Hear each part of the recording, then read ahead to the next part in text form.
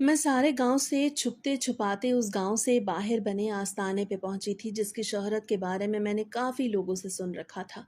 अभी 2 दिन पहले की ही बात है जब जुलेखा मेरे घर आई थी और मेरी सौतन को बता रही थी कि इसका बहुत बड़ा कोई काम आमिल साहब की बदौलत मुमकिन हुआ है। जुलेखा की बातें सुन के मैंने उसी वक्त ठान लिया कि मैं भी अपनी जिंदगी की सबसे बड़ी मुश्किल के हल के लिए आमिल साहब के पास जाऊंगी। और अब मैं सबसे नजरें बचाती उस जगह पहुंच चुकी थी जहां उस वक्त ज्यादा रश नहीं था और चारों तरफ एक अजीब सी खामोशी फैली हुई थी। आस्थाने के इर्द गिर्द फैली वीरानी मेरे दिल में अजब सा हौल पैदा कर रही थी, लेकिन मेरे अंदर लगी हसद की आग उस डर से कहीं ज्यादा ताकतवर थी। मैंने अपने दुपट्टे को अच्छी तरह चेहरे पर लपेटा ताकि कोई मुझे पहचान न सके, क्योंकि उस गांव में इज्जत और बदनामी के दरमियान बहुत बारीक लकीर होती है। कदम कदम पे मुझे ऐसा लग रहा था जैसे झाड़ियों के पीछे से कोई मुझे देख रहा हो या दरख्तों के पत्ते मेरी उस साजिश पे सरगोशियां कर रहे हों। जब मैं उस कच्चे कमरे के करीब पहुंची जिस पे काली झंडियां लगी थीं तो बू की शिद्दत इतनी ज्यादा थी कि मेरा जी मत लाने लगा। वहां चमड़े के जलने और किसी अजीब से लुबान की खुशबू मिली जुली थी जो सांस लेना मुश्किल कर रही थी। मैंने हिम्मत जमा की और कमरे के अंदर कदम रखा। अंदर घुप अंधेरा था, सिर्फ एक कोने में मिट्टी का दिया जल रहा था जिसकी रोशनी में सामने बैठे उस शख्स का चेहरा किसी आसेब जैसा लग रहा था। उसकी आंखें सुर्ख थीं जैसे बरसों से सोया ना हो और गर्दन में अजीबोगरीब हड्डियों के हार लटक रहे थे। मैंने कपकपाती आवाज में सलाम किया तो उससे सर उठा के मुझे यूं देखा जैसे मेरी रूह तक को पड़ रहा हो। मैंने बगैर किसी तमहीद के अपने दिल का जहर उगलना शुरू किया कि बाबा, मैं एक ऐसी सौतन के साथ रह रही हूँ जिससे मेरी जिंदगी जहन्नुम बना दी है। मैं शहर की रहने वाली पढ़ी लिखी लड़की थी, बड़े अरमानों से इस गांव के बड़े घराने में ब्याह के आई थी, मगर यहाँ आते ही मुझे पता चला कि मेरे शौहर की पहले से एक बीवी मौजूद है जो कि उसकी खानदानी पसंद है। वो औरत दिखने में बहुत सादा है, पुरानी वज़ाकता की है, मगर उसने पूरे खानदान को अपने सहर में जकड़ रखा है। सास हो या नंद सब उसी के गुण गाते हैं। और मेरा शौहर जो शहर में मुझसे मोहब्बत के दावे करता था अब इस घर में आते ही बदल गया है। उसकी नज़रें हर वक्त उसी के गिर्द घूमती हैं और मैं एक फालतू चीज़ की तरह एक कोने में पड़ी रहती हूँ। मैंने आमिल को बताया कि बाबा, मुझे उसकी फौरी मौत नहीं चाहिए। मैं उसे जीते जी तड़पना देखना चाहती हूँ। मैं चाहती हूँ कोई ऐसी रोगी बन जाए कि मेरा शौहर उससे घिन खाने लगे। वो औरत जो सारा दिन घर के कामों में लगी रहती है और सबकी खिदमत करके सबके दिल जीतती है, मैं उसे बिस्तर से लगा देना चाहती हूँ। वो लंगड़ी हो जाए, वो अपाहज हो जाए, ताकि उसकी ये खिदमत का सिलसिला खत्म हो और शौहर की नजरें सिर्फ मुझ पे टिकें। आमिर मेरी बातें खामोशी से सुनता रहा और फिर उससे एक लंबी और खौफनाक हंसी हंसी। उसकी आवाज कमरे की दीवारों से टकरा के वापस आ रही थी। उसे कहा, बीबी, काला इल्म कोई बच्चों का खेल नहीं। इसके लिए खून पसीना एक करना पड़ता है और जो तुम मांग रही हो वो एक बहुत बड़ा वार है। उसे अपनी झोली से कुछ पुराने सिक्के और काली मिर्चा निकाल के जमीन पे फेंकी और उनका मुआयना करने लगा। फिर वो मेरी तरफ झुका और निहायत संजीदगी से बोला, मैं तुम्हें वो चिल्ला बता सकता हूँ जिससे तुम्हारी सौतन का गोश्त हड्डियों से जुदा होने लगेगा और वो बिस्तर से लग जाएगी, लेकिन याद रखना इसकी एक कीमत है। मैंने फौरन कहा, बाबा, आप जो मांगेंगे मैं दूंगी। मेरे पास जेवर है, पैसा है, बस मेरा काम कर दें। आमिल ने सर हिलाया और कहा, अभी मुझे कुछ इल्म नहीं, लेकिन जिस दिन तुम्हारा काम पूरा हो गया और तुम्हारी मुराद भर आई उस दिन मैं खुद तुम्हारे पास आऊंगा और जो भी मांगूंगा वो तुम्हें बगैर किसी सवाल के मुझे देना होगा। अगर तुमने इनकार किया तो वो जादू पलट के तुम्हारी अपनी हड्डियों को गला देगा। मुझ पे तो जैसे जनून सवार था। मैंने फौरन हामी भर ली। आमिर ने मुझे एक पुराने कागज पे कुछ कलिमात लिख के दिया और चिल्ला समझाना शुरू किया। उसे कहा, तुम्हें 40 दिन तक हर रात ठीक 12 बजे, जब पूरा गांव सो रहा हो, घर के पिछवाड़े या किसी ऐसी जगह जाना होगा जहां से तुम्हारा रुख सिर्फ और सिर्फ कब्रिस्तान की जानिब हो। तुम्हें एक टांग पे खड़े होकर ये कलिमात 1000 बार दोहराने होंगे। उन 40 दिनों में तुम्हें गोश्त नहीं खाना होगा और ना ही किसी से ज्यादा बात करनी होगी। तुम्हारा पूरा ध्यान सिर्फ अपनी सौतन की बर्बादी पे होना चाहिए। आमिर ने मुझे खबरदार किया कि इन 40 रातों में तुम्हें डरावने ख्वाब भी आएंगे, तुम्हें साए भी नजर आएंगे और शायद तुम्हें ऐसा लगे कि कोई तुम्हारा गला घोंट रहा है, लेकिन अगर तुम एक सेकंड के लिए भी जमीन पे अपनी दूसरी टांग लटकाओगी तो ये अमल टूट जाएगा और तुम्हें नुकसान पहुंचेगा। मैंने वो कागज मजबूती से अपनी मुट्ठी में दबा लिया। मेरे दिल में खौफ तो था, मगर उससे कहीं ज्यादा बदले की तड़प थी। मैंने आमिल के सामने सर झुकाया और उस पुरस्रार आस्ताने से बाहर निकल आई। घर वापसी का रास्ता मुझे पहले से ज्यादा लंबा और डरावना लग रहा था। हवा में एक सर्दी सी आ गई थी और हर आहट पे मेरा दिल डूबने लगता था। جب میں اپنے کمرے میں پہنچی تو سامنے ہی صحن میں میری سوتن بڑی محبت سے میرے شوہر کے لیے کھانا لگا رہی تھی۔ اسے ہنستا مسکراتا دیکھ کے میرا ارادہ اور بھی پکا ہو گیا۔ میں نے دل میں سوچا بس 40 دن کی بات ہے، پھر تمہاری یہ مسکراہٹیں ہمیشہ کے لیے چھن جائیں گی اور اس گھر کی ملکہ صرف میں ہوں گی۔ جیسے ہی میں صحن پار کرنے لگی میری سوتن کی آواز نے میرے قدم جکڑ لیے۔ وہ بڑی اپنائیت اور مسکراہٹ کے ساتھ میری طرف دیکھ رہی تھی اور کہنے لگی آ جاؤ رابعہ، تم بھی کھانا کھا لو، کہاں گئی تھی؟ بڑی دیر کر دی آنے میں۔ اس کے اچانک سوال پہ میں بری طرح گڑبڑا گئی۔ میری سمجھ میں نہیں آ رہا تھا اسے کیا جواب دوں۔ آج نہ جانے کیسے میرا شوہر بھی وقت سے پہلے گھر آ گیا۔ وہ وہیں بیٹھا تھا اور سوتن بڑے پیار سے اسے کھانا پیش کر رہی تھی۔ میرے لیے بھی اس کے لہجے میں ایسی شیرینی تھی جیسے اسے مجھ سے کوئی گلہ ہی نہ ہو، اور سچ تو یہ ہے اس کی یہی وہ بات تھی جو میرے شوہر کو سب سے زیادہ پسند تھی۔ وہ اکثر مجھ سے کہتا تھا، رابعہ تم ہمیشہ لڑائی جھگڑے کے بہانے ڈھونڈتی ہو، جبکہ وہ تمہاری سوتن اور میری پہلی بیوی ہونے کے باوجود تمہیں دل سے قبول کر چکی ہے۔ کبھی اس سے صبر اور ظرف سیکھو۔ شوہر کی یہ باتیں میرے زخموں پہ نمک کا کام کرتی۔ میں نے فوراً نفی میں سر ہلایا اور غصے بھری آواز میں کہا، مجھے بھوک نہیں ہے، اور پیر پٹکتی ہوئے اپنے کمرے میں جا کے بند ہو گئی۔ میرا دل اندر سے بری طرح جل کے راکھ ہو رہا تھا۔ میرے سامنے وہ میرے شوہر کو کھانا پیش کرتے ہوئے جس طرح مسکرا رہی تھی، یہ منظر مجھے ایک پل کے لیے بھی برداشت نہیں تھا۔ بے شک وہ میرے شوہر کی پہلی اور خاندانی بیوی تھی، لیکن مجھے اس بات کا مان تھا کہ میرا شوہر مجھ سے محبت کرتا ہے۔ میں شہر کی پڑھی لکھی اور جدید لڑکی تھی جس نے نہ صرف اپنی محبت کی خاطر اس دیہاتی ماحول کو قبول کیا، بلکہ اپنے شوہر کو اس بات پہ مجبور کیا کہ وہ اپنی پہلی بیوی کے ہوتے ہوئے بھی مجھے اپنائے اور مجھے وہ مقام دے جس کی میں حقدار ہوں۔ مجھے اپنی خوبصورتی اور اپنی تعلیم پہ بڑا ناز تھا، لیکن اس گھر میں آ کے مجھے احساس ہوا کہ یہاں میری خوبصورتی سے زیادہ اس سوتن کی سادگی اور خدمت کے چرچے ہیں۔ کمرے میں اکیلے بیٹھ کے میں نے اس کاغذ کو دیکھا جو عامل نے مجھے دیا تھا۔ میری نظروں کے سامنے سوتن کا وہ مسکراتا ہوا چہرہ گھوم گیا اور میرا ارادہ مزید پکا ہو گیا۔ میں نے سوچا تمہاری یہ ساری شیرنی اور یہ سادگی بس چند دنوں کی مہمان ہے۔ جب تم بستر سے لگ جاؤ گی اور تمہارا یہ جسم جواب دے جائے گا، تب دیکھوں گی یہ خاندان اور میرا شوہر تمہاری کتنی عزت کرتے ہیں۔ میں اپنے کمرے میں اکیلی بیٹھی تھی اور باہر صحن سے آتی سوتن کے کہکہوں کی آوازیں میرے سینے میں نشتر کی طرح چبھ رہی تھیں۔ وہ عورت جسے میں نے ہمیشہ اپنے سے کمتر سمجھا تھا، آج وہی میری زندگی کا سب سے بڑا کانٹا بن چکی تھی۔ میرے ذہن میں صرف وہ منظر گھوم رہا تھا جب میرے شوہر نے اس کی سادگی کی تعریف کی۔ وہ الفاظ میرے کانوں میں ہتھوڑوں کی طرح بج رہے تھے کہ رابعہ کبھی اس سے ظرف سیکھو۔ میں نے ایک زوردار ٹھوکر سامنے پڑی کرسی کو ماری اور دل ہی دل میں عہد کیا، اب بہت ہو گیا۔ اب یا تو اس گھر میں وہ رہے گی یا میں۔ شہر کی زندگی چھوڑ کے میں یہاں اس لیے نہیں آئی تھی کہ ایک دیہاتی عورت کے زیر سایہ زندگی گزاروں۔ مجھے اپنے آپ پہ اور اپنی تعلیم پہ جو ناز تھا وہ اب ایک جنون کی شکل اختیار کر چکا تھا۔ میں نے میز پہ بڑے اس پرانے اور بوسیدہ کاغذ کو دوبارہ اٹھایا جس پہ عامل نے وہ کالی سیاہی سے کلمات لکھ کے دیے تھے۔ ان لفظوں کو دیکھ کے میرے وجود میں ایک عجیب سی لہر دوڑ گئی، جیسے کوئی اندیکھی طاقت مجھے پکار رہی ہو۔ میں نے سوچا لوگ کہتے ہیں جادو ٹونا گناہ ہے، لیکن جو ذہنی اذیت میں سہ رہی ہوں کیا اس کا کوئی حساب نہیں ہے؟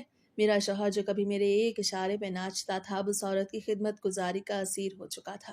وہ عورت جو ہر وقت سر پہ دوپٹہ اوڑھے دھیمے لہجے میں بات کرتی تھی، اس نے خاموشی سے میرے شوہر کے دل پہ قبضہ کر لیا تھا، اور میں جو اپنی جدید سوچ اور حسن کے ضام میں تھی اب ایک تماشا بن کے رہ گئی۔ اور سب سے بڑھ کے دل گرفتگی کی بات یہ تھی کہ آنے والا پورا ایک ہفتہ میرے شوہر کو میری سوتن کے ساتھ گزارنا تھا، کیونکہ یہی میری ساس کا حکم تھا کہ میرا شوہر ہم دونوں کے درمیان برابری کرے گا۔ اس لیے وہ ایک ہفتہ اس کے کمرے میں گزارتا اور ایک ہفتہ میرے کمرے میں۔ یہ ہفتہ میرے لیے اذیت سے بھرپور ہوتا اور میں کسی نہ کسی بہانے سے اپنے کمرے میں اسے بلا ہی لیتی، لیکن اب میں نے سوچا تھا کہ یہ میرے لیے ایک اچھا موقع ہے، کم سے کم ایک ہفتہ میں سکون سے اپنے چلے کے لیے وقت نکال سکتی ہوں، اور اس کے بعد میں کوئی نہ کوئی راستہ تلاش کر ہی لیتی۔ رات کے 12 بجنے میں اب چند ہی منٹ باقی تھے۔ پورے گھر میں سناٹا چھا چکا تھا۔ میں نے آہستگی سے اپنے کمرے کی کھڑکی کھولی تو باہر کی ٹھنڈی اور بوجھل ہوا نے میرے چہرے کو چھوا۔ دور قبرستان کی سمت بنے پرانے درختوں کے سائے اندھیرے میں کسی دیو ہیکل سائے کی طرح لگ رہے تھے۔ میرا دل ایک لمحے کے لیے ڈوبا اور میرے قدموں میں لرزش پیدا ہوئی، مگر تبھی سوتن کی وہ مسکراہٹ میری آنکھوں کے سامنے لہرائی جو وہ کھانا دیتے وقت میرے شوہر کو دے رہی تھی۔ اس ایک خیال نے میرے ڈر کو ختم کر دیا اور میرے اندر ایک شیطانی ہمت پیدا کر دی۔ میں نے سوچا رابعہ، اگر آج تم ڈر گئی تو تم ہمیشہ کے لیے ہار جاؤ گی۔ तुम्हें ये चिल्ला काटना ही होगा, चाहे इसके लिए तुम्हें अपनी रूह का सौदा ही क्यों ना करना पड़े। मैंने आमिल की बताई हुई हिदायत को एक बार फिर जहन में दोहराया कि रुख कब्रिस्तान की तरफ हो और एक टांग पे खड़े होके वो कलिमात पढ़ने हैं। मैंने कमरे के एक गोशे में अपनी जाए नमाज बिछाई, लेकिन आज उस पर नमाज नहीं बल्कि वो काला अमल होना था जिससे मेरी जिंदगी की सिमत बदल देनी थी। मैंने अपनी बाई टांग उठाई और दाई टांग पे तवाज़ुन बरकरार रखते हुए खड़ी हो गई। शुरू में मुझे लगा ये बहुत आसान है, लेकिन जैसे ही मैंने वो कलिमात पढ़ना शुरू किए मुझे अपने इर्द गिर्द की फिजा बदलती हुई महसूस होने लगी। कमरे का दर्जा हरारत अचानक गिर गया और मुझे ऐसा लगा जैसे कोई मेरे कान में सरगोशियां कर रहा है।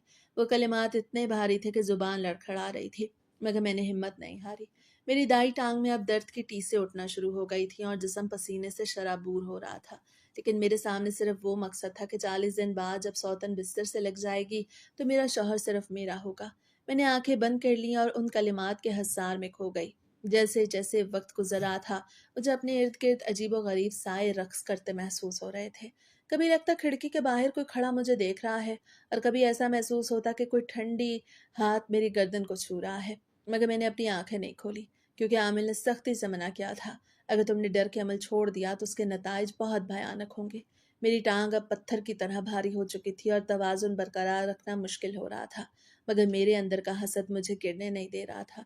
मैंने सोचा ये तो सिर्फ पहली रात है, अभी 39 रातें मजीद बाकी हैं, लेकिन मैं ये कर लूँगी। मैं हर हाल में ये कर लूँगी, क्योंकि मुझे अपनी सौतन की वो मुस्कुराहट हमेशा के लिए छीननी है। मुझे उसे उस मकाम से गिराना है जहाँ वो आज खड़ी है। रात के उस पहर जब दुनिया सो रही थी, मैं अपनी तबाही और दूसरों की बर्बादी का सामान कर रही थी। मुझे उस वक्त इस बात का अंदाज़ा नहीं था कि जादू की ये काली दुनिया जितनी पुरकशिश लगती है, इसका अंजाम उतना ही हौलनाक होता है। मैंने पहला घंटा इसी हालत में गुजार दिया, और जैसे ही अमल का पहला हर मरहला मुकम्मल हुआ, मैं निढाल होकर ज़मीन पर गिर पड़ी। मेरा जिस्म कांप रहा था, लेकिन मेरे चेहरे पर एक फातिहाना मुस्कुराहट थी कि मैंने पहला कदम उठा लिया है। अब वापसी का कोई रास्ता नहीं था और मैं उस अंधेरे में बहुत दूर निकल आई थी, जहाँ से रोशनी की कोई किरण नजर नहीं आ रही थी। मैंने कागज को दोबारा छुपाया और बिस्तर पे लेट गई, मगर नींद मेरी आंखों से कोसों दूर थी, क्योंकि अब मेरे जहन में सिर्फ वो मंजर था जब सौतन बिस्तर से लगेगी और वो दर्द से तड़पेगी, और यही मेरा सुकून था, यही मेरी फतह थी।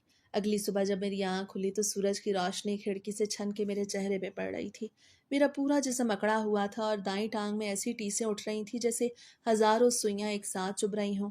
मैंने हिम्मत करके बिस्तर से उठने की कोशिश की तो एक बार फिर निढाल होकर गिर पड़ी। मेरा जहन अभी तक पिछली रात के उन भयानक सायों और उन भारी कलिमात के बोझ तले दबा हुआ था, लेकिन जैसे ही मुझे याद आया मेरा पहला कदम मुकम्मल हो चुका है, तो मेरे लबों पर एक जहरीली मुस्कुराहट आ गई। मैंने दीवार का सहारा लिया और खुद को घसीटते हुए गुसल खाने तक ले गई, ताकि अपनी हालत दुरुस्त कर सकूं। आईना देखा तो खुद को पहचानना मुश्किल हो रहा था। आंखों के गिर्द हल्के पड़ गए थे और चेहरा जर्द था, मगर मेरे अंदर का जनून मुझे कह रहा था कि ये कुर्बानी तो बहुत छोटी है उस मकाम के लिए जो मैंने हासिल करना है। जब मैं तैयार होकर कमरे से बाहर निकली तो सहन में वही रोज का मंजर था। मेरी सौतन, जिसे सब प्यार से बड़ी दुल्हन कहते थे, वो बावर्ची खाने में नाश्ता बना रही थी। उसकी चूड़ियां खनक रही थीं और वो गुनगुनाते हुए पराठे बेल रही थी। उसे यूं हंसता खेलता देख के मेरा खून खौलने लगा। मैंने सोचा तुम अभी हंस लो जितना हंसना है, क्योंकि तुम नहीं जानती तुम्हारी बर्बादी की उल्टी गिनती शुरू हो चुकी है। तभी मेरी सास वहां आई और मुझे देख के कहने लगी, राबिया बेटी, तुम्हारी तबीयत तो ठीक है ना? तुम्हारा रंग बहुत उतरा हुआ लग रहा है। मैंने झट से संभल के जवाब दिया, नहीं अम्मा जी, बस रात शहर की याद सताती रही, इसीलिए नींद पूरी नहीं हुई। सौतन ने वहीं से आवाज लगाई, राबिया परेशान ना हो, यहाँ भी तुम्हारा दिल लग जाएगा। आओ, गरम पराठे तैयार है, नाश्ता कर लो। उसकी यह हमदर्दी मुझे तंज महसूस हो रही थी। मैंने कोई जवाब नहीं दिया और खामोशी से एक तरफ बैठ गई। दिन भर मैंने खुद को कमरे में बंद रखा था कि किसी से ज्यादा बात ना करनी पड़े, क्योंकि आमिल ने कहा था जितना तुम खामोश रहोगी जादू उतना ही गहरा होगा।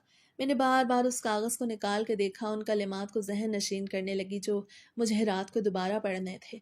शाम ढलते ही मेरी बेचैनी बढ़ने लगी। मेरा शौहर घर आया तो वो सीधा ही सौतन के कमरे में चला गया, क्योंकि ये उसका हफ्ता था। मैं खिड़की के पास खड़ी उनकी हंसी सुनती रही। मेरा दिल चाह रहा था कि अभी जाके सबको बता दूं कि मैं क्या करने वाली हूँ, लेकिन मुझे सब्र करना था। मुझे उस वक्त का इंतजार था जब वो खुद घुटनों के बल मेरे सामने गिरेगी। रात के 12 बजे एक बार फिर मैंने वही अमल शुरू किया। आज रात हवा में एक अजीब सी साए साए थी, जैसे कोई रो रहा हो, कि कोई मुझे पुकार रहा हो। मैंने अपनी बाईं टांग उठाई और दोबारा उसी हालत में खड़ी हो गई। कलिमात पढ़ना शुरू किया तो कमरे के कोने में मुझे काला साया बैठा हुआ महसूस हुआ। मेरा दिल इतनी ज़ोर से धड़का कि मुझे लगा पसलियाँ टूट जाएंगी, मगर मैंने अपनी दूसरी टांग ज़मीन पे नहीं टिकी। मुझे ऐसा लगा जैसे कोई मेरे कान के बिल्कुल करीब आके सांस ले रहा है और ठंडी हवा के झोंके मेरी गर्दन से टकरा रहे हैं। मैंने अपनी आंखें सख्ती से बंद कर लीं और कलिमात की रफ्तार तेज कर दी। दर्द की शिद्दत से मेरा बुरा हाल था। ऐसा लगता था जैसे मेरी हड्डी तड़क जाएगी, मगर मैंने खुद को याद दिलाया, राबिया, तुम शहर की वो लड़की हो जो कभी नहीं हारी। तुम इस गांव की एक मामूली औरत से कैसे हार सकती हो? 10 दिन गुजर गए। मैं बस सारा दिन बिस्तर में पड़ी रहती। घर वाले समझते थे शायद मुझे शहर की याद बीमार कर रही है। शौहर कभी कभी मेरे कमरे में आता और मेरे सर पे हाथ रख के पूछता कि राबिया, तुम इतनी कमज़ोर क्यों हो रही हो? डॉक्टर को दिखाएं। लेकिन मैं उसे टाल देती, क्योंकि मैं नहीं चाहती थी कि कोई भी मेरे करीब आए और मेरी हकीकत जान ले। मेरे शौहर को भी खुद से मैं दूर रखना चाहती थी, क्योंकि आमिर ने सख्ती से मना किया था कि मुझे किसी से ज़्यादा बात नहीं करनी और ना ही उन दिनों में शौहर से कोई ताल्लुक़ रखना है। इधर सौतन का हाल अब बदलना शुरू हो रहा था। एक दोपहर मैंने देखा वो चलते चलते अचानक लड़खड़ाई और दीवार का सहारा लिया और जग मेज़ पे रख दिया। उसकी उंगलियां अपनी टांग के ऊपरी हिस्से को सहला रही थीं। वो कराह रही थी। उसकी वो दर्द भरी आवाज़ मेरे लिए किसी सुरीली मौसीकी से कम नहीं थी। मैंने महसूस किया कि मेरा किया हुआ अमल अब रंग दिखा रहा है। वो कलिमात जो मैंने रातों को जा के पढ़े थे, वो अब उसके जिस्म में जहर बन के उतर रहे थे। वो वहीं खड़ी मुस्कुराती रही और सोचती रही कि आई बहुत बड़ी दुल्हन, अब तुम्हारी वो फुर्ती कहाँ गई? अब कहाँ गए वो पराठे, वो खिदमतें जिन पे मेरा शौहर फिदा था? जूं जूं उसकी लंगराहट बढ़ी, घर में एक अजीब सी उदासी फैल गई। लेकिन मेरे कमरे में एक जश्न का समा था। मैंने आईने में अपना चेहरा देखा। मेरी रंगत जर्द थी, आंखें धंस गई थीं, मगर मुझे इसकी परवाह नहीं थी। मैंने सोचा, अगर इसे बिस्तर से लगाने की कीमत मेरी अपनी सेहत भी है, तो मैं ये सौदा करने को तैयार हूँ। हर गुजरते लम्हे के साथ जब वो दर्द से तहैया करती, मेरा गरूर मजीद बढ़ जाता। 15वें दिन सौतन की टांग का दर्द इतना बढ़ गया कि वो अब लंगड़ा के चलने लगी। शौहर परेशान था। अम्मा जी भी उसे देख के कुड़ रही थी। सौतन ने कहा, पता नहीं अम्मा जी, अचानक से टांग में ऐसी लहर उठती है कि जान निकल जाती है।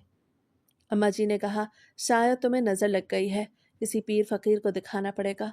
मैं अपने कमरे में बैठी ये सब सुन के दिल ही दिल में मुस्कुरा रही थी।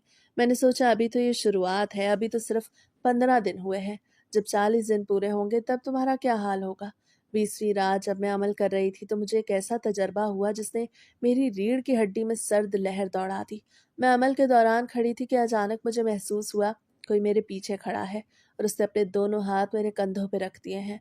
वो हाथ बर्फ से भी ज्यादा ठंडे थे। मैं चीखना चाहती थी, मगर मेरी जुबान गंग हो चुकी थी। मुझे आमिल की वो तंबी याद आई कि अगर पाँव हिला दिया तो जादू पलट जाएगा। मैंने दांतों तले अपनी जुबान दबा ली और दर्द और खौफ के बावजूद खड़ी रही। वो साया मेरे गिर्द चक्कर लगाने लगा और मुझे ऐसा लगा जैसे सौतन की शक्ल का कोई ह्योला मेरे सामने खड़ा मेरी बेबसी पे हंस रहा है। उस रात मुझे लगा शायद मैं जिंदा नहीं बचूंगी, लेकिन सुबह जब सूरज निकला तो मैं सलामत थी और मेरे हौसले मजीद बुलंद हो गए थे। 25वें दिन सौतन अब मुकम्मल तौर पर बिस्तर से लग चुकी थी। वो जो सारा दिन घर के कामों में लगी रहती थी, अब एक गिलास पानी के लिए भी दूसरों की मोहताज थी। शौहर सारा दिन उसके सिरहाने बैठा रहता, उसके पैर दबाता, लेकिन उसकी आंखों में अब वो पहले जैसी मोहब्बत नहीं थी, बल्कि एक बेजारी सी आने लगी थी, क्योंकि मर्द कभी भी एक बीमार और लाचार औरत के साथ ज़्यादा देर खुश नहीं रह सकता। मैंने इस मौके का फ़ायदा उठाया और बंद सवर के शौहर के सामने जाने लगी। मैं उसके लिए खुद चाय बनाती, उसके करीब बैठ के उसे दिलासा देती कि कोई बात नहीं, आप परेशान ना हो, मैं हूं ना, मैं सब संभाल लूंगी। शौहर की नज़रों में मेरे लिए तारीफ देख के मुझे अपनी जीत का यकीन होने लगा। एक रात जब वो मेरे करीब बैठा, उसे सौतन के कमरे की तरफ इशारा करके कहा, राबिया, पता नहीं इसे क्या हो गया है, कोई दवा असर नहीं कर रही, घर का सारा निज़ाम दरहम बरहम हो गया है। मैंने बड़े मक्काराना अंदाज में उसका हाथ थामा और कहा, आप क्यों परेशान होते हैं? बीमारी और तंदुरुस्ती तो अल्लाह के हाथ में है, शायद उसके नसीब में यही लिखा था। लेकिन आप फिक्र न करें, मैं हूं ना, मैं आपका हर दुख बांट लूंगी। उस वक्त उसकी आंखों में मेरे लिए जो सताइश थी, वो मेरे जादू की सबसे बड़ी जीत थी। मैंने उसे यह एहसास दिलाना शुरू कर दिया कि एक बीमार बीवी सिर्फ एक बोझ होती है, और वो मर्द जो कभी उसकी सादगी का असीर था, अब मेरी बातों में आके अपनी खानदानी बीवी से दूर होने लगा था। मुझे सौतन की उस बेबसी पे कोई तरस नहीं आता था, बल्कि मेरा जी चाहता था कि वो देखे कि जिस शौहर पे उसे नाज था वो अब सिर्फ मेरा हो चुका है। 30वें दिन जब मैं आमिल के पास दोबारा गई तो उसने मुझे देखा और एक अजीब सी पुरस्रार हंसी हंस के कहा, बीबी तुमने तो कमाल कर दिया। तुम्हारा ज़र्फ और तुम्हारी हिम्मत देख के मेरा इल्म भी हैरान है। अब सिर्फ 10 दिन बाकी हैं, इसके बाद तुम जो चाहोगी वही होगा। आमिल ने मुझे रुई का एक छोटा सा पुतला दिया जो देखने में बहुत ही घिनौना था। उस पे कुछ पुराने कपड़ों के टुकड़े लिपटे थे। आमिर ने कहा, इन आखिरी 10 दिनों में तुम्हें यह पुतला अपने सिरहाने रखना है, और जब 40वीं रात मुकम्मल हो जाएगी तो उसकी टांग में ये काली सुई पेवस्त करके इसे कब्रिस्तान की एक पुरानी कब्र में दफना देना है। याद रहे, कब्र ऐसी हो जिस पे कोई नाम ना हो। मैं वो पुतला लेके घर आ गई। अब उन आखिरी 10 दिनों में मुझे ऐसा महसूस होता था कि जैसे वो पुतला मुझसे बातें करता है। रात को जब मैं सोती तो मुझे अपने कमरे में किसी के चलने की आवाज़ें आती, और जब मैं आंखें खोलती तो वो पुतला मेरी आंखों के बिल्कुल सामने पड़ा होता। मुझे खौफ तो आता था, लेकिन सौतन की बर्बादी का नशा उससे कहीं ज़्यादा था। 40वीं रात आ गई। उस दिन पूरा दिन गांव में बादल छाए रहे और बिजली कड़कती रही, जैसे कुदरत भी मेरे इस गुनाह पे गजबनाक हो। मेरी सौतन अब बिल्कुल बेजान होकर पड़ी थी। मेरी सास उसे डॉक्टर के पास तो ले गई, लेकिन वापस आके उन्होंने कहा कि डॉक्टर ने कोई सही वजह नहीं बताई, बस आराम का कहा है। और मुझे तसल्ली हो गई थी कि मेरा जादू सही काम कर रहा है। फिर 40वें दिन ठीक 12 बजे मैंने अपना आखिरी अमल मुकम्मल किया। अब है वो रुई का पुतला उठाया और काली सुई उसकी टांग में ऐसी ताकत से पेवस्त की जैसे मैं सौतन के जिस्म में वो सुई चुबो रही हूँ। मैंने चादर ओढ़ी और खामोशी से घर के पिछले दरवाजे से बाहर निकल गई। मैं भागती हुई कब्रिस्तान पहुंची। वहां की खामोशी और कब्रों के साए डरावने थे, लेकिन मैंने हिम्मत नहीं हारी। मैंने एक ऐसी पुरानी कब्र तलाश की जिसका कुतबा टूट चुका था। मैंने अपने हाथों से मिट्टी खोदी और वो पुतला वहां दफना दिया। जब मैं घर वापस लौटी तो मेरे दिल में एक सुकून था। मैंने सोचा, अब राबिया तुम इस घर की वाहिद मलिका हो। अगले कुछ दिनों में सौतन बिल्कुल कमरे की होके रह गई। ना वो कमरे से बाहर निकलती थी, ना ही किसी से बात करती थी। शौहर भी अब सारा वक्त मेरे कमरे में गुजारता और मुझे वो सब कुछ मिल गया जो मैं चाहती थी। मुझे बेइंतहा खुशी हुई कि मेरा जादू काम कर रहा था, और वो आमिल वाकई एक पहुंचा हुआ शख्स था। उस आमिल ने समल के बदले में मुझसे वो कीमती हार मांगा था जो मेरे शौहर ने शादी की रात मुझे बतौर तोहफा दिया था, और मैंने बाखुशी वो हार उस आमिल के हवाले कर दिया था, क्योंकि यही बात तय थी कि वो जो कुछ मांगेगा मैं उसे दूंगी।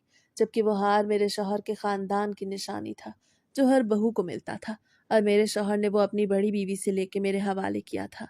लेकिन फिर भी मैंने वो हार उस आमिल को दे दिया। लेकिन इंसानी लालच कभी खत्म नहीं होती।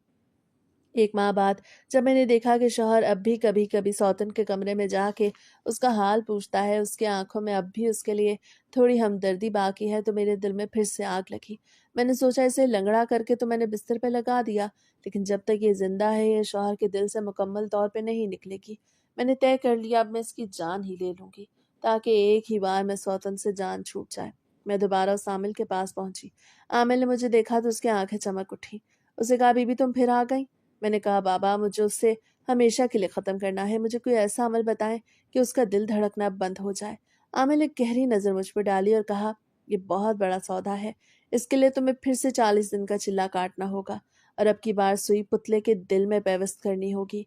लेकिन याद रखना, इस बार खतरा पहले से दुगना है। मैंने जनून में आके कहा, मुझे मंजूर है। मैंने दोबारा वही अमल शुरू किया। 40 दिन पूरे हुए। मैंने रुई का नया पुतला बनाया और उसके दिल में वो काली सुई ऐसी बेरहमी से घुसा दी कि पुतले से रुई बाहर निकल आई। मैं कब्रिस्तान पहुंची और उसी पुरानी कब्र में जहां पहले पुतला दफनाया था दोबारा मिट्टी खोदने लगी। फिर मैंने जल्दी से दूसरा पुतला वहां रखा और मिट्टी बराबर करके भागती हुई घर की तरफ आई। जैसे ही मैं घर के सहन में पहुंची मैंने देखा, मेरा शौहर जो 2 दिन पहले शहर गया था वो वापस आ चुका है। वो उस सहन में खड़ा मेरा इंतजार कर रहा था। उसकी आंखों में वो मोहब्बत नहीं थी, बल्कि एक ऐसा खौफ और नफरत थी जो मैंने पहले कभी नहीं देखी थी। उसने मुझसे पूछा, राबा तुम इस वक्त कहाँ से आ रही हो? मैंने बहाना बनाने की कोशिश की कि मैं बस टहलने गई थी। मेरा दम घुट रहा था इस हबस भरे माहौल में। मैंने अपने लहजे में मसनूई एतमाद लाने की कोशिश की, लेकिन मेरी आवाज़ थरथरा रही थी। अभी मेरे अल्फाज मुकम्मल भी न हुए थे कि शौहर का भारी हाथ पूरी कुव्वत से मेरे गाल पे आ लगा। तड़ाक की आवाज़ सुनाई दी और मैं उड़ती हुई कीचड़ भरे सहन में जा गिरी। एक लम्हे के लिए तो मुझे लगा जैसे मेरे कानों के पर्दे फट गए हों और दुनिया घूमने लगी हो। میں نے زمین پہ پڑے پڑے بے یقینی سے سر اٹھا کے اپنے شوہر کو دیکھا۔ یہ وہی شخص تھا جسے میری خاطر اپنے ماں باپ کی ناراضگی مول لی تھی، جسے خاندانی دشمنیاں مول لے کے مجھ سے شادی کی تھی، اور جو کہتا تھا کہ رابعہ تمہاری آنکھ میں آنسو میری جان نکال دیتا ہے۔ آج اسی شخص نے مجھ پہ ہاتھ اٹھایا تھا۔ میرا سر چکرانے لگا، مگر میرے اندر کی انا تل ملا اٹھی۔ میں نے مٹی میں لت پت حالت میں اٹھنے کی کوشش کی اور چیخ کے کہا، آپ کی ہمت کیسے ہوئی مجھ پہ ہاتھ اٹھانے کی؟ آپ تو مجھ سے محبت کے دعوے کرتے تھے، کیا یہی ہے آپ کی محبت؟ میں سچ کہہ رہی ہوں، میں واقعی چہل قدمی کے لیے باہر گئی تھی۔ اس گھر میں میرا دم گھٹتا ہے، ہر وقت آپ کی اس بیمار اور منحوس بیوی کا رونا دھونا، اس کی خدمتیں، اس کی دوائیاں، مجھے اس گھر میں ایک پل سکون نہیں ملتا۔ سارے گھر کا کام مجھ پہ آن پڑا ہے، اسی لیے میں تھوڑی دیر کے لیے باہر چلی گئی تھی۔ اور کیا یہ میرا گناہ ہے؟ میری آواز صحن کی دیواروں سے ٹکرا رہی تھی، مگر میرے شوہر کے چہرے پہ ذرا برابر بھی ملال نہ آیا۔ اس کی آنکھوں میں محبت کی جگہ اب صرف وحشت اور نفرت تھی۔ اسے ایک جھٹکے سے آگے بڑھ کے میرا بازو پکڑا اور مجھے زمین سے گھسیٹ کے کھڑا کر دیا۔ اس کی گرفت اتنی مضبوط تھی کہ مجھے اپنے بازو کی ہڈیاں چٹکتی ہوئی محسوس ہوئیں۔ جھوٹ بولنا بند کرو رابعہ، اب مزید ایک لفظ بھی اپنی زبان سے مت نکالنا۔ وہ دھاڑا۔ اس کی آواز میں ایسی کڑک تھی کہ میں سہم کے رہ گئی۔ تمہیں لگتا ہے میں اندھا ہوں؟ تمہیں لگتا ہے تمہارے یہ مکارانہ بہانے مجھے سچائی دیکھنے سے روک لیں گے؟ اسے مجھے جھٹکا دے کے اپنے سے دور کیا، کہا، تم ٹہلنے نہیں گئی تھی، تم اس گھر کی جڑیں کاٹنے گئی تھی، تم اس عورت کو ختم کرنے گئی تھی جس سے تمہارے لیے اپنا گھر اور اپنا شوہر تک بانٹ لیا۔ شوہر کی یہ بات سن کے میرے پیروں تلے سے زمین نکل گئی۔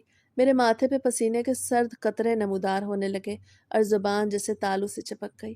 شوہر نے میرا بازو مزید سختی سے دبوچا اور غصے سے پھنکارتے ہوئے کہنے لگا، رابعہ میں آج شام کو شہر سے واپس آ گیا تھا، اور جب میں تمہیں سرپرائز دینے تمہارے کمرے میں گیا تو تم وہاں نہیں تھی، مگر بستر پر تکیے کے نیچے سے مجھے وہ گھناؤنا پتلا ملا جس کے دل میں تم نے کالی سوئیاں چبو رکھی تھیں۔ اس پتلے کی شکل اور وہ سوئیاں دیکھ کے میرے ہوش اڑ گئے تھے۔ میرا دل دہل گیا تھا کہ کوئی انسان اتنا سفاک کیسے ہو سکتا ہے۔ اسے نفرت بھری نظروں سے میری طرف دیکھا اور بات جاری رکھتے ہوئے کہا، میں نے فوراً وہ پتلا اپنی بیوی کو دکھایا تو اس نے مجھے بتایا کہ گاؤں کے باہر رہنے والا ایک عامل یہ جادو ٹونا کرتا ہے اور اکثر لوگ وہاں جاتے ہیں۔ میں اسی وقت غصے میں پاگل ہو کے اس عامل کے پاس پہنچا۔ جب میں نے اسے ڈرایا، دھمکایا اور پولیس کے حوالے کرنے کی دھمکی دی تو وہ بزدل فوراً ٹوٹ گیا۔ اسے نہ سے تمہاری ساری کالی کرتوتیں میرے سامنے اگل دیں، بلکہ وہ خاندانی ہار بھی نکال کے میرے حوالے کر دیا جو ہماری نسلوں کی نشانی تھا اور جسے تم نے ایک خونی کھیل کے لیے اس کے پاس گروی رکھ دیا۔ شوہر کی آواز میں دکھ اور حقارت کا ایک عجیب امتزاج تھا۔ وہ بولا، اس سب کے باوجود میرا دل ماننے کو تیار نہیں تھا کہ میری محبت اتنی سنگ دل ہو سکتی ہے، اسی لیے میں خاموش رہا اور تمہارے واپس آنے کا انتظار کرنے لگا۔ پھر جب میں نے تمہیں دبے قدموں رات کے اس پہر گھر سے نکلتے دیکھا، میں نے تمہارا پیچھا کیا اور اپنی آنکھوں سے تمہیں اس قبرستان کی خاک چھانتے دیکھا۔ رابعہ، تم تو واقعی میری بیوی کی دشمن بنی ہوئی تھی، تم تو اس کی جان لینے کے در پہ تھی، جس سے کبھی تمہارا برا نہیں چاہا۔ میں حیران ہوں کہ شہر کی تعلیم نے تمہارے دماغ کو روشن کرنے کے بجائے تمہارے دل کو اتنا کالا کیسے کر دیا۔ آج مجھے اپنی اس محبت پہ شرم آ رہی ہے جس کی خاطر میں نے اپنے خاندان سے بیڑ لیا تھا، کیونکہ تم اس محبت کے قابل ہی نہیں تھی۔ شوہر کی یہ باتیں میرے لیے کسی آسمانی بجلی کے گرنے سے کم نہ تھی۔ اسے مجھے جھنجھوڑتے ہوئے کہا، رابعہ، وہ تو خدا کا شکر ہے کہ وہ عامل ایک جھوٹا اور مکار انسان ہے، نہ وہ کوئی عامل ہے اور نہ ہی اسے کوئی عمل آتا ہے۔ وہ تو گاؤں کے معصوم اور جاہل لوگوں کو بیوقوف بنا کے ان سے پیسے اور زیور لوٹتا ہے، بالکل ویسے ہی جیسے تم جیسی پڑھی لکھی جاہل سے اس نے ہمارا قیمتی خاندانی ہار لوٹا۔ اس لیے روبینہ کو تمہارے جادو سے کچھ نہیں ہوا، وہ بالکل ٹھیک ہے۔ اس کی ٹانگ کا درد کوئی بیماری یا تمہارے جادو کا اثر نہیں تھا، بلکہ وہ تو ایک ایسی خوشخبری کی علامت تھی جس کا ہم برسوں سے انتظار کر رہے تھے۔ اسے ایک طنزیہ مسکراہٹ کے ساتھ میری آنکھوں میں دیکھ کے کہا، روبینہ ماں بننے والی ہے اور اسی وجہ سے اس کی ٹانگ میں بار بار کھچاؤ ہوتا تھا اور درد کی ٹیسیں اٹھتی تھی۔ ڈاکٹر نے ہمیں صاف بتایا تھا کہ حمل کے شروعاتی دنوں میں کچھ خواتین کے ساتھ ایسا ہوتا ہے، لیکن اماں اور روبینہ نے مجھے یہ بات نہیں بتائی تھی، کیونکہ میری اماں کا ماننا ہے کہ شروع کے 3 مہینے یہ خوشخبری کسی کو بھی نہیں بتانی چاہیے ورنہ نظر لگ جاتی ہے۔ روبینہ یہ اتنی بڑی خوشی کی بات مجھ سے بھی چھپائے رکھی، بس وہ اور اماں ہی یہ راز جانتی تھی، کیونکہ کافی عرصے بعد وہ امید سے ہوئی تھی، اس لیے وہ ذرا ڈری ہوئی اور پریشان تھی، اور اسی احتیاط کی وجہ سے وہ اپنے کمرے میں بند ہو گئی تھی تاکہ اسے مکمل آرام مل سکے، اور اماں نے بھی اسے خاندان کی نظروں سے اور گھر کے کام کاج کے بوجھ سے دور کر دیا تھا۔ मैं साकत खड़ी उसे देख रही थी। मेरा पूरा वजूद पसीने में शराबूर था और जहन मफलूज हो चुका था। शौहर का हर लफ्ज़ मेरे सीने में खंजर की तरह उतर रहा था। वो औरत जिसे मैंने अपाहज समझा, वो तो मेरे शौहर के वारिस को जन्म देने वाली थी, और मैं हसद की आग में अंधी होके कैसे झूठे आमिल के पीछे अपनी आकबत बर्बाद कर बैठी थी, जिसका हकीकत से कोई ताल्लुक ही नहीं था। मेरी सारी रातों की जागना, वो एक टांग पे खड़े होके कलमे पढ़ना और कब्रिस्तान की खाक छानना सब फजूल गया। मैंने अपनी मोहब्बत, अपनी इज्जत, अपना घर एक ऐसे वहम की भीड़ चढ़ा दिया जो कभी था ही नहीं। शौहर ने हकारत से मेरा बाजू छोड़ा और बोला, तुमने तो अपनी तरफ से उसे मारने में कोई कसर नहीं छोड़ी, मगर याद रखो राबिया कि जिसका मुहाफिज खुदा हो, उसे तुम्हारे जैसे मक्कार लोगों के झूठे पुतले और सुइयां कुछ नहीं कह सकते। जब मैंने तुम्हें शादी के लिए प्रपोज किया था, उसी वक्त तुम्हें साफ साफ बताया था कि रुबीना मेरी खानदानी बीवी है और मैं उसे किसी तौर पे नहीं छोड़ूंगा। तुम्हें उसके साथ वक्त गुजारना होगा और तुम खुद इस बात के लिए राजी थी। राबिया, तुम जब गांव आई तब तुम्हारे सामने ये बात तय हुई थी कि तुम दोनों एक दूसरे के साथ अच्छे से रहोगे और मैं तुम दोनों को एक एक हफ्ता बराबरी की बुनियाद पे दूंगा। मैंने कभी कोई भेदभाव नहीं किया, बल्कि शायद रुबीना से ज्यादा मैंने तुम्हारा ही ख्याल रखा। तुम्हें हर वो आसाइश दी जो तुम चाहती थी। रुबीना ने खुद भी हमेशा तुम्हारा ख्याल रखा। उसे कभी तुम्हारे लिए बुरा नहीं चाहा। वो तो तुम्हें अपनी छोटी बहन कहती थी, और बदले में तुमने क्या किया? तुमने उसकी जान लेने की कोशिश की। शौहर के उन अल्फाज ने मेरे ज़मीर पर ताज़ियाने का काम किया, लेकिन हसद की वो आग जो महीनों से मेरे अंदर भड़क रही थी, उसे मुझे सच कबूल करने ना दिया। मैंने रोते हुए कहा, हाँ, मैंने माना आपने बराबरी की, लेकिन क्या ये बराबरी थी कि पूरा घर उसकी वाह वाह करता था? क्या ये बराबरी थी कि आपकी नज़रें सिर्फ उसे ही ढूंढती थीं और थकती नहीं थी? मैं शहर से अपना सब कुछ छोड़ के आपके पीछे इस गांव में आए, ताकि आपकी जिंदगी की वाहिद औरत बन सकूं। लेकिन यहाँ आके मुझे पता चला मैं सिर्फ एक हफ्ते की मेहमान हूँ, और बाकी वक्त आप उस औरत के नाम कर देते हैं जिसके पास न मेरी जैसी तालीम है, ना ही हुस्न। मेरा शौहर मेरी बात सुन के तलखी से हंसा और बोला, तालीम और हुस्न अगर इंसान को अंधा और सफाक बना दे तो ऐसी तालीम पे लानत है राबिया। तुम जिस सादगी को उसका ऐब समझती थी, वही उसका वो ज़र्फ था जिसने मेरा दिल जीता, और आज तुम्हारी इस जदीद सोच ने तुम्हारा असल चेहरा दिखा दिया। तुमने जिस औरत को अपाहज करने के लिए सुइयां चुभोईं, वो तुम्हारे लिए हर वक्त दुआएं करती थी कि जल्दी तुम्हारी गोद भी भर जाए। मेरे शौहर ने गुस्से में अपना आखिरी फैसला सुनाया, राबिया, तुम कल सुबह की पहली गाड़ी से वापस शहर चली जाओगी, और आज के बाद मेरा तुमसे कोई ताल्लुक नहीं रहेगा। मैं हमेशा हमेशा के लिए तुमसे अपना हर रिश्ता ख़त्म कर रहा हूँ। ये सुन के जैसे मेरे पैरों तले से ज़मीन निकल गई। मेरे सीने में एक हुक सी उठी और मैं बुरी तरह धाड़े मार के रोने लगी। सच तो ये था कि मैं अपने शौहर से जनून की हद तक मोहब्बत करती थी। उसके बगैर जीने का तसव्वुर भी मेरे लिए मुहाल था। मैं तड़प के उसके पैरों में गिर पड़ी, उसकी कमीज़ का दामन पकड़ के गिड़गिड़ाने लगी कि मुझे माफ़ कर दें, मुझसे गलती हो गई, मैं हसद में अंधी हो गई थी। लेकिन अहमद का दिल पत्थर हो चुका था। उन्होंने नफरत से अपना पाँव पीछे खींच लिया। तभी रुबीना, जो अब तक खामोश खड़ी ये सब देख रही थी, वो धीरे से आगे बढ़ी। उसे झुक के मिट्टी में अटी हुई मुझे सहारा दे के उठाया और खड़ा किया। उसकी आंखों में मेरे लिए कोई नफरत या इंतकाम नहीं था, बल्कि एक अजीब सी हमदर्दी थी। वो अहमद की तरफ मुड़ी और बड़े सुकून से कहने लगी, अहमद, मैंने राबिया को माफ़ कर दिया है, और जब मैंने इसे माफ़ कर दिया तो फिर आप कौन होते हैं इसे सज़ा देने वाले? ये मेरे खिलाफ साजिश कर रही थी ना, ये मेरी गुनहगार थी, तो मैं इसे खुद माफ़ कर रही हूँ। आप इसे घर से नहीं निकालेंगे। रुबीना की ये बात सुन के ना सिर्फ मैं बल्कि अहमद भी बेयकीन रह गए। वो हैरत से उसे देखने लगे, मगर उसकी यह हमदर्दी मेरे सुलगते हुए जख्मों पर मरहम बनने के बजाय नमक बन के लगी।